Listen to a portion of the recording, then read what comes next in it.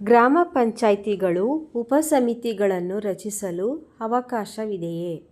ಗ್ರಾಮ ಪಂಚಾಯಿತಿಗಳು ಪಂಚಾಯತ್ ರಾಜ್ ಅಧಿನಿಯಮ 1993 ಪ್ರಕರಣ 61(3) ಪ್ರಸಕ್ತ ಅಧಿಕಾರವನ್ನು ಬಳಕೆ ಮಾಡಿಕೊಂಡು ಉಪಸಮಿತಿಗಳನ್ನು ರಚಿಸಲು ಅವಕಾಶ ಕಲ್ಪಿಸಲಾಗಿದೆ.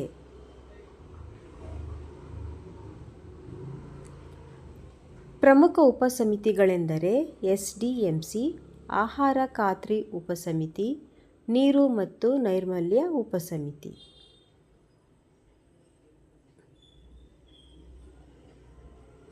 ಪ್ರತಿ ಸ್ಥಾಯಿ ಸಮಿತಿಗಳು ಹೊಂದಿರಬೇಕಾದ ಕನಿಷ್ಠ ಮತ್ತು ಗರಿಷ್ಠ ಸದಸ್ಯರ ಸಂಖ್ಯೆ ಎಷ್ಟು?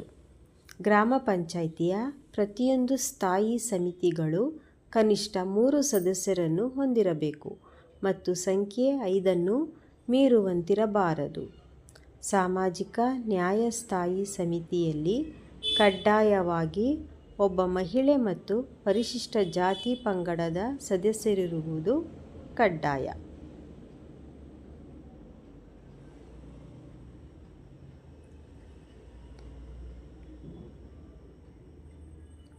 ಗ್ರಾಮ ಪಂಚಾಯಿತಿಯಲ್ಲಿ ರಚನೆಯಾಗುವ ಸ್ಥಾಯಿ ಸಮಿತಿಗಳ ಅಧ್ಯಕ್ಷರು ಯಾರಾಗಿರುತ್ತಾರೆ?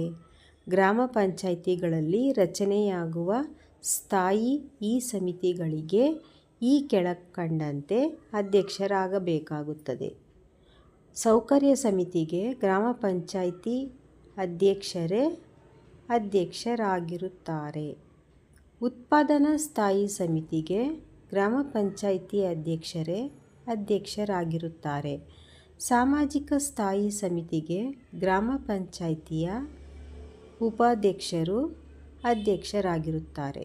ಗ್ರಾಮ ಪಂಚಾಯಿತಿಗೆ ಚುನಾವಣೆ ನಡೆಯದ ಪಕ್ಷದಲ್ಲಿ ಅಥವಾ ಚುನಾಯಿತ ಸಮಿತಿಯ ಅವಧಿ ಪೂರ್ಣಗೊಂಡಿದ್ದ ಪಕ್ಷದಲ್ಲಿ ಗ್ರಾಮ ಪಂಚಾಯಿತಿ ಕಾರ್ಯಕಲಾಪಗಳನ್ನು ಯಾರು ನಿರ್ವಹಿಸುತ್ತಾರೆ?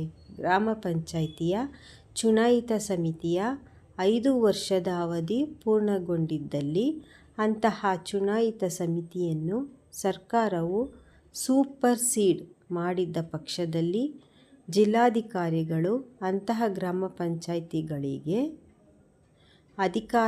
ಆಡಳಿತಾಧಿಕಾರಿಗಳನ್ನು ನೇಮಿಸುವುದರ ಮೂಲಕ ಪಂಚಾಯಿತಿಯ ಕಾರ್ಯಕಲಾಪಗಳನ್ನು ನಿರ್ವಹಿಸಲು ಕ್ರಮ ಜರುಗಿಸುತ್ತಾರೆ.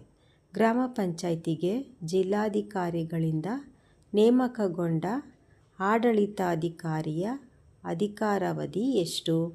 ಗ್ರಾಮ ಪಂಚಾಯಿತಿ ಚುನಾವಣೆ ನಡೆದು ಚುನಾಯಿತ ಸಮಿತಿ ಬರುವ ಅಥವಾ ಆಡಳಿತಾಧಿಕಾರಿಯಾಗಿ ನೇಮಕಗೊಂಡ 6 ತಿಂಗಳಲ್ಲಿ ಯಾವುದು ಮೊದಲು ಬರುತ್ತದೆಯೋ ಅದು ಆಡಳಿತಾಧಿಕಾರಿಯ ಅಧಿಕಾರಾವಧಿ ಆಗಿರುತ್ತದೆ.